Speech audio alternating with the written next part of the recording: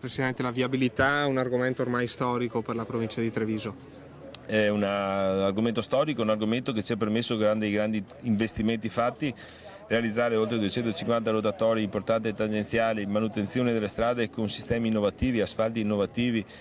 segnaletica verticale innovativa. Questo ha permesso di cogliere e centrare l'obiettivo della Comunità Europea, che aveva indicato nel 2000 l'obiettivo di ridurre entro 10 anni i morti nelle strade del 50%. Noi siamo riusciti un anno prima di 10 anni, per cui in 9 anni, con l'entrata in vigore di questa proposta della Comunità Europea, dopo 9 anni siamo riusciti a ridurre del 56% i morti nelle nostre strade. Prova ne sia che noi continuiamo ad investire in opere pubbliche, come oggi avvio lavori questa importante bretella di Vittorio Veneto Sud Alemagna 51, ma continuiamo a investire in spot, in promozione e soprattutto anche nel coinvolgere i giovani con azioni concrete come al campo alle cave di Vittorio Veneto, dove simuliamo e facciamo educazione stradale direttamente in campo.